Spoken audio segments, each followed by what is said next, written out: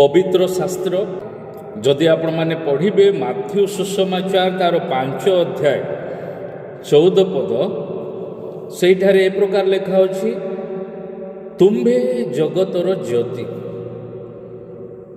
आपण माने ए जगतर ज्योति। You are the light of the world. जेते दिन मास वर्ष आपण माने जगतरे बास करिवे सेही ज्योति सदृश आपण मानकर जीवन हेबाकू पड़िबो। एही जगतरे सेही ज्योति को आपण माने प्रकाश करबाकू पड़िबो। काहीकि कारण ईश्वर आपण मानकू एही जगतरे ज्योति सदृश बास करिबा पई रखी अछंती। आ सेथि निमंते से आंभ मानकू कहे, you are the light of the world.